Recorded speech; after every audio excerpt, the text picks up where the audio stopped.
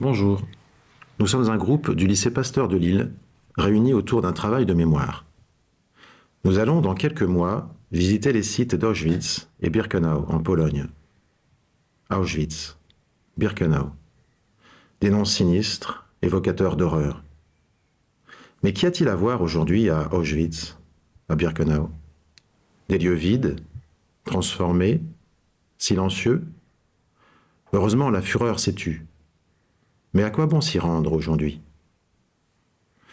Alors, pour faire parler ces lieux de fureur devenus silencieux, nous sommes d'abord partis à la recherche de témoignages. Aujourd'hui, nous allons explorer une œuvre unique et marquante de la littérature graphique, Maus d'Art Spiegelman. Ce roman graphique, récompensé par un prix Pulitzer, raconte l'histoire de Wladek Spiegelman, un survivant de l'Holocauste, à travers les yeux de son fils, Art. Plongeons ensemble dans cette œuvre fascinante et bouleversante. Pour commencer, parlons un peu du contexte dans lequel Maus a été créé. Publié en 2 volumes en 1986 et 1991, Maus a révolutionné le monde de la bande dessinée en abordant des thèmes aussi sérieux que l'Holocauste, la survie et la mémoire. Art Spiegelman utilise un style graphique distinctif où les juifs sont représentés comme des souris et les nazis comme des chats, une métaphore qui souligne la nature prédatrice et inhumaine des événements racontés. La trame principale de Maus est le récit de Wladek Spiegelman, le père d'Art, et sa lutte pour survivre à l'Holocauste. De sa jeunesse en Pologne à sa capture et son séjour dans les camps de concentration, chaque page de Maus est imprégnée d'une profonde humanité et d'une souffrance indescriptible. On découvre un homme complexe, rusé et souvent difficile, mais dont le témoignage est crucial pour comprendre l'horreur de cette période. L'un des aspects les plus puissants de Maus est la relation entre Art et son père. À travers leurs interactions, nous voyons non seulement les effets durables de la guerre sur les survivants, mais aussi sur les générations suivantes. Art lutte avec la responsabilité de raconter l'histoire de son père, tout en faisant face à ses propres sentiments de culpabilité et de frustration. C'est une exploration poignante de la manière dont le traumatisme est transmis à travers les générations. Depuis sa publication, Maus a eu un impact considérable sur le monde littéraire et académique. En remportant le prix Pulitzer en 1992, il a confirmé que les bandes dessinées pouvaient traiter de sujets sérieux et être considérées comme une forme d'art légitime. De plus, Maus est souvent utilisé dans des cours d'histoire et de littérature pour enseigner l'Holocauste et discuter de la mémoire culturelle. Pour conclure, Maus d'Art Spiegelman est bien plus qu'une bande dessinée. C'est une œuvre puissante qui nous force à nous confronter aux réalités sombres de notre histoire collective, tout en nous rappelant l'importance de la mémoire et du témoignage. L'auteur a dit lui-même « Maus ne se raconte pas, il se lit ». Et c'est sur ces belles paroles que je vous invite à lire ou relire cette œuvre. Au camp de la mort d'Auschwitz-Birkenau, un carnet de croquis de 22 feuilles fut retrouvé en 1947, dans une bouteille dissimulée dans les fondations d'une baraque. Il avait décidé de transmettre son histoire. Il a dessiné pour que le monde sache, dans l'espoir que son peuple subsiste, au moins dans les mémoires. Chaque jour que je passe dans le camp de concentration d'Auschwitz est une lutte pour survivre dans cet enfer. Dès l'aube, la peur commence, lorsque les gardiens nous réveillent en criant et en nous forçant à suivre l'appel. Tous portent le même uniforme rayé, qui représente notre identité déshumanisée, tandis que les gardiens, vêtus d'uniformes impeccables et munis de fusils, représentent notre oppression. Notre vie quotidienne est marquée par le travail forcé. Nous sommes chargés des tâches ardues et risquées, comme la construction de routes ou le débarquement de matériaux lourds. Les gardiens surveillent attentivement chaque mouvement et chaque geste, prêts à frapper au moindre signe de fatigue. Nous sommes épuisés physiquement et mentalement, et il pleut constamment. La violence règne partout. Les gardiens se délectent de notre douleur en frappant et en humiliant avec leurs bâtons. La scène de voir un camarade à genoux, implorant pour sa vie, tandis qu'un garde lève son bâton, est trop connue. Chaque jour, nous sommes confrontés à cette cruauté sans borne. Les capots, nos bourreaux parmi nous, sont des prisonniers eux-mêmes, mais dotés d'une autorité tyrannique. Ils sont souvent plus cruels que les gardiens lorsqu'ils sont employés parmi nous pour maintenir l'ordre. Ils portent des brassards définitifs et utilisent leur autorité pour infliger des punitions sévères, espérant améliorer leur propre sort, parce qu'ils connaissent nos faiblesses et exploitent sans pitié notre vulnérabilité. Leur trahison rend notre situation encore plus désespérée. Le travail est terrible, nos corps affaiblis par la faim et les mauvais traitements sont poussés au-delà de leurs capacités. Une tâche quotidienne consiste à transporter des matériaux lourds sur de longues distances, sous la surveillance impitoyable des gardiens et des capots. Les erreurs peuvent nous coûter cher, souvent des coups ou même la mort. Vivre ici indique de s'ouvrir constamment et de ressentir une terreur incessante. Chaque jour est une lutte pour la survie face à une violence inhumaine. La douleur et l'épuisement font partie de nos vies, mais nous avons également une grande capacité de résilience. Nous avons l'espoir inébranlable que cette peur finira un jour. Nous gardons en nous des souvenirs de cette douleur, comme des témoins silencieux de notre lutte pour la survie, dans l'un des endroits les plus cruels de l'histoire. Je n'ai pas oublié est une bande dessinée parue en février 2024 et réalisée par Pierre-Roland Saint-Dizier, qui est le scénariste, et Christophe Girard, qui est l'illustrateur. Cette bande dessinée retrace l'histoire d'un adulte redécouvrant la Shoah par le biais d'un témoignage vidéo. Et ce témoignage le marque si fortement qu'il en vient à demander à son ami Yil, un professeur, d'assister à ses cours d'histoire, puisqu'au passage, il ne se souvient pas avoir appris cela en tant qu'élève. C'est ainsi qu'il va participer à un voyage d'études en Pologne avec toute la classe. Ils vont retourner sur les traces de la Shoah par balle. Le dessinateur va aider au maintien de cette mémoire. En effet, il va recueillir avec les étudiants les témoignages des derniers survivants de cette terrible période. Les dessins sont détaillés et assez proches de la réalité. Les personnages sont bien dessinés. J'arrive bien à me représenter la scène dans la vraie vie et je ressens l'action et les émotions. Il y a cependant une subtilité. Le dessinateur alterne entre deux types de couleurs. Pour le présent, il utilise des couleurs simples et basiques, alors que pour les flashbacks, il utilise un style proche du noir et blanc, le gris et blanc. Sauf pour le feu qui lui est représenté avec ses couleurs normales, puisqu'il représente la destruction et la mort. L'auteur parvient à entremêler plusieurs récits, l'expérience des étudiants et les événements de la Seconde Guerre mondiale en Pologne. Il y parvient par les témoignages des survivants. Cela nous donne l'impression de participer à ce voyage avec les étudiants et donc d'entendre en même temps qu'eux ces témoignages. L'auteur nous partage ici sa propre expérience. Ce livre est donc autobiographique. Pendant ce voyage, ils vont interviewer des Polonais afin de recueillir un maximum de témoignages qui permettront à lui et aux étudiants de se rappeler et de transmettre ces récits pour qu'ils ne se perdent pas, ne s'oublient pas. Les témoins ont plus de 80 ans, puisque ce n'est que 80 ans plus tard que le récit nous est rapporté, et la personne la plus vieille rencontrée a eu 100 ans en 2023, puisqu'elle est née en 1923 et s'appelle Jadwiga. Nous avons encore d'autres témoins, comme Stéphane, Bornia, Piotr et Lucina. Tous étaient enfants à l'époque de la guerre, mais ils n'ont rien oublié, d'où le titre de l'album. Nous avons par exemple le témoignage de Mariana, âgée de 90 ans, que nous rencontrons à la page 64. Elle vivait à Varsovie, dans une ferme avec ses parents. Alors qu'elle s'occupait de ses brebis, des nazis sont passés près de chez elle. Elle vit avec eux 5 juifs. Elle décida de les suivre et vit l'horreur. Les 5 juifs ont été abattus dans la forêt au pied d'une fosse. Nous avons également le témoignage de Joseph, qui lui est à la page 54, et avait 16 ans en 1942. Il vivait à 50 km de Lubin et son père était artisan. Ils ont caché des juifs qui étaient leurs voisins. Cependant, ces voisins prenaient beaucoup trop de risques et un jour se sont fait arrêter. Un seul sur toute leur famille a survécu. Et Joseph le sait car cette personne est revenue le voir après la guerre. Un beau jour, alors qu'il quittait son travail pour aller manger, il fut intercepté par des nazis et lui ont dit de le suivre, ce qu'il fit. Et après le massacre de tous les juifs qui se trouvaient sur place, il dut dépouiller et ramasser les cadavres. Joseph en est encore traumatisé et il le saura à vie. Cette bande dessinée m'a permis de voir d'une autre manière ce qui s'est passé durant la Seconde Guerre mondiale, même si j'avais déjà de bonnes connaissances, et plus précisément la Shoah par balle qui, je trouve, n'est pas assez abordée en classe. Apprendre l'histoire permet à tout le monde de se souvenir, c'est la mémoire collective.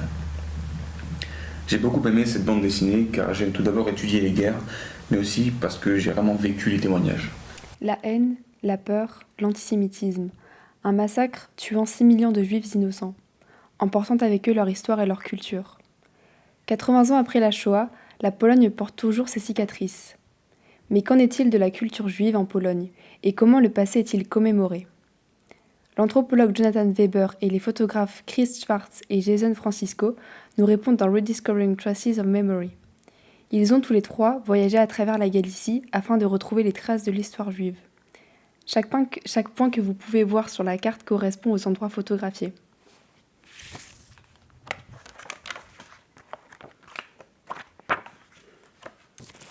La volonté des nazis d'exterminer non seulement les juifs mais également leur histoire se fait ressentir sur cette première photo. En effet, ce n'est pas qu'un simple et naïf petit parc où les enfants jouent et courent. Ce parc a une histoire. Avant se tenait ici une synagogue. On a du mal à l'imaginer car les nazis n'ont laissé aucune trace.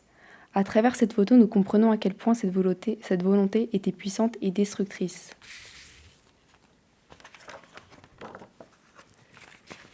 Cette seconde synagogue témoigne également de cette violence. Il ne reste de ce lieu vivant que son squelette. Cette mélancolique synagogue qui fut un temps somptueuse est une des conséquences de la Shoah. La rage des nazis ont emporté cet esprit chaleureux laissant place à des ruines.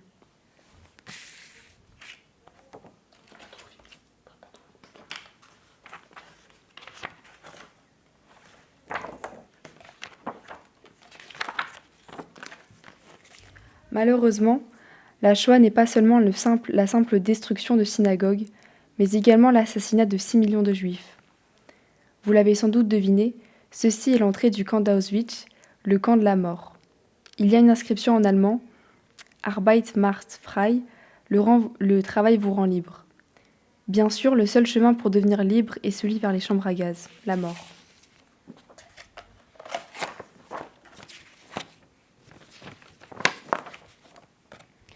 Cette photo est pour moi l'une des plus dures de ce livre.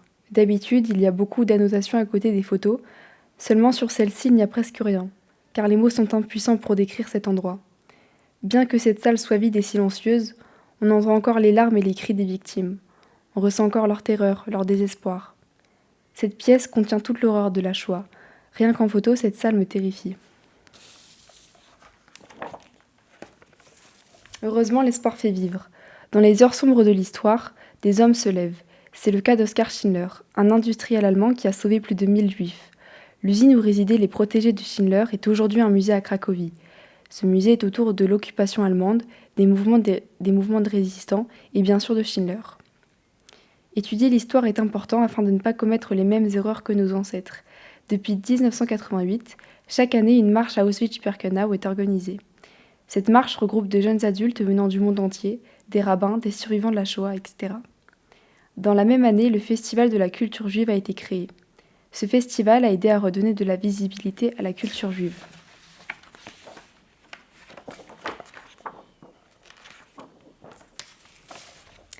Malgré ce génocide, les Juifs sont toujours debout aujourd'hui. Cette photo d'un mariage juif à Cracovie en témoigne. Personne ne peut donc exterminer un peuple et son histoire. D'ailleurs, la mariée sur cette photo est Cassia Leonardi, une activiste du centre de la communauté juive. Je voulais finir sur cette photo, une photo chaleureuse transmettant l'espoir.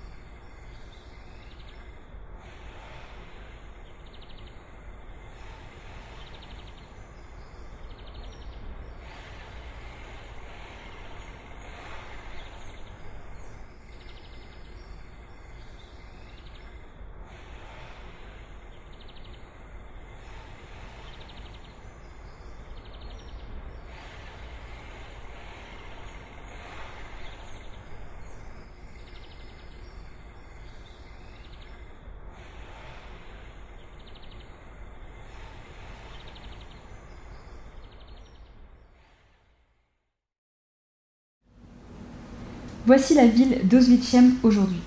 Simple et citadine, une ville parmi tant d'autres. Seulement, il y a quelque chose d'intriguant, un détail dérangeant, comme un intrus qu'il est possible que vous ayez remarqué.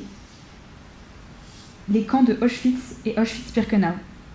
Des camps de la mort qui ont élu domicile dans cette ville polonaise à cause de quelque chose qui est si commun aujourd'hui. La voie ferrée. Il faut se rendre compte que c'est là que plus d'1 million de gens ont été triés comme des marchandises, déshumanisés et envoyés à la mort, avant même d'avoir conscience de ce qui leur arrivait, juste parce qu'il y avait une voie ferrée. Ce tri, cette sélection, se faisait sur la Judenrampe. À la fin de la guerre, on a retrouvé des dessins créés par un détenu au sein du camp d'Auschwitz-Birkenau lui-même. Un de ces dessins met en scène ce qu'on a appelé la sélection. La sélection se faisait devant le camp, à proximité de la Judenrampe. Sur ce dessin, on y voit un enfant séparé d'un homme qui semble être son père et un vieillard. L'enfant et le vieillard vont être amenés au camion qui, in fine, arrivera devant les chambres à gaz. Le père, lui, qui semble être apte au travail, sera forcé d'y travailler. La Judenrampe s'appelle ainsi car seul pour les Juifs il était question du droit de vie ou du droit de mort. Nous allons plonger au cœur d'un acte de résistance aussi tragique qu'héroïque. La révolte des Sonderkommando du camp d'extermination d'Auschwitz-Birkenau, survenu le 7 octobre 1944. Cet événement marquant est l'un des seuls soulèvements armés dans l'histoire des camps de la mort nazie. Un témoignage poignant du courage et de la lutte pour la dignité dans un contexte d'une horreur indescriptible. Avant d'entrer dans le détail de la révolte, il est essentiel de comprendre qui étaient les Sonderkommando. Ces prisonniers, principalement juifs, étaient contraints de travailler dans les crématoriums des camps nazis. Leur tâche, inimaginable, consistait à manipuler les corps des victimes des chambres à gaz et à les brûler dans les fours crématoires. Ces hommes étaient totalement coupés des autres détenus pour éviter que les atrocités qu'ils voyaient ne soient connues dans le camp. Leur espérance de vie était courte. Les nazis les éliminaient régulièrement afin d'effacer toute preuve de massacre. Ce contexte les condamnait à une mort quasi certaine, mais il leur donnait également une lucidité brutale qui allait devenir le moteur de la révolte. Le plan de révolte a germé dans un réseau de résistance au sein du camp, impliquant les Sonderkommando et d'autres prisonniers. Un élément clé de ce soulèvement a été le soutien des femmes travaillant à l'usine de munitions Union. Des figures telles que Rosa Robota, Alla Getmer, Esther Weinblum et Regina Safirstan ont réussi à faire passer, au péril de leur vie, de petites quantités de poudre aux Sonderkommando. Cette poudre, collectée discrètement au fil des mois, a permis de fabriquer des grenades artisanales et de préparer des explosifs nécessaires. Pour ces femmes, chaque transfert de poudre était un acte de résistance héroïque. La moindre erreur aurait entraîné leur exécution immédiate. Le 7 octobre 1944, les Sonderkommando du crématorium 4 apprennent qu'ils vont être liquidés. Sentant leur fin imminente, ils passent à l'action. Ils attaquent les gardes SS avec des outils, des pierres et des grenades improvisées. Lorsque nous sommes entrés donc, sur le camp d'Auschwitz I, qui aujourd'hui est devenu un musée, donc ce fameux camp avec le portail écrit Arbeit macht frei, donc le travail rend libre, phrase très faussée vu qu'ici personne n'était libre. Donc la chose qui saute aux yeux quand nous arrivons, c'est évidemment la potence présente en plein milieu de ce camp. Elle servait à punir les détenus, les SS en prenaient un malin plaisir. Ce qui rend la chose d'autant plus effrayante, c'est évidemment le fait que tout le monde devait participer à cette pendaison. Tout le monde devait observer, participer. Et il était impossible de détourner les yeux durant cette pendaison, sous peine d'être battus à leur tour par les SS.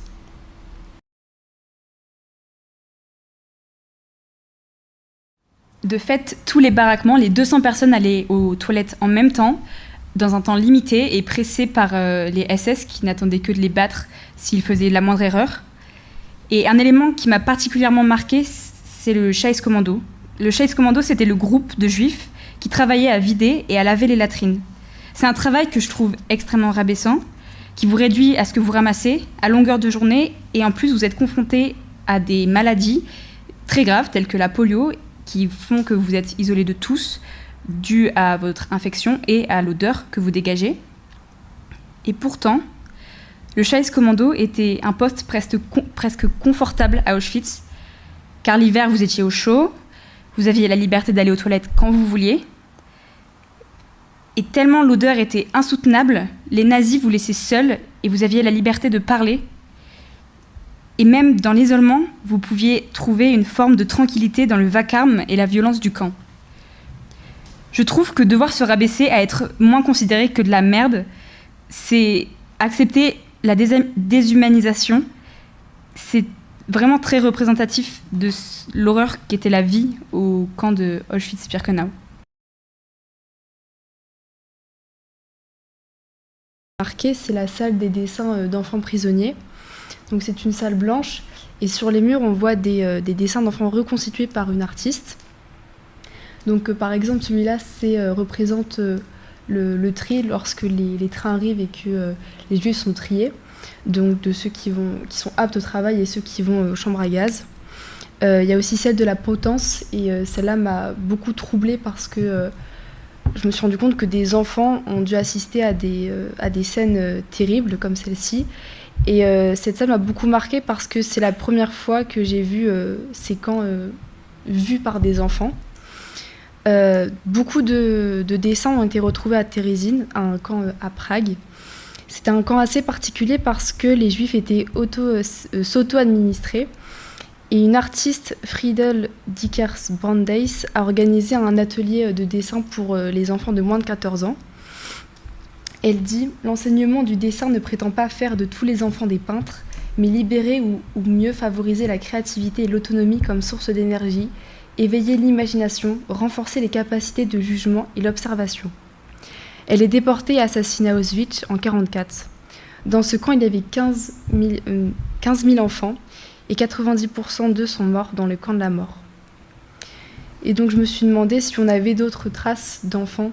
52 enfants juifs ont survécu au camp de la mort. Michael Bernstein en fait partie. Il avait moins de 8 ans, il a été caché dans le quartier des femmes avec sa mère et sa grand-mère. Karol Pila a réussi à survivre grâce à sa témérité. En effet, il arrive en janvier 1944 à Birkenau à l'âge de 12 ans. Il venait de passer quelques mois au ghetto de Budzin en Pologne. Lorsqu'il arrive dans le camp, il est sélectionné pour aller dans les chambres à gaz. Seulement, il essaye de s'échapper du camion 3 fois. Il raconte « On m'a jeté sur un camion, je ne l'ai pas admis, je ne voulais pas l'admettre, je ne voulais pas me transformer en cendre, j'avais de la force en moi, de la puissance, j'ai sauté du camion. » Donc il s'échappe 2 fois du camion. Ensuite, un soldat SS l'emmène dans une ambulance et cette fois-ci, il nous raconte « J'ai défoncé la vitre avec mon crâne et j'ai sauté. Quand l'officier m'a vu en sang, il m'a dit « Allez, c'est bon, va avec les adultes. » Ainsi, il est devenu coursier. Il s'occupe de faire marcher les détenus matin et soir. Il nous dit « Pour les SS, j'étais un jouet vivant. Je ne comprends pas d'où leur venait ce sadisme. Un SS me mettait une boîte de conserve sur la tête. Il s'amusait à tirer. » Il est finalement transféré à Mauthausen. C'est un grand soulagement pour lui. Il a passé 1 an à Auschwitz.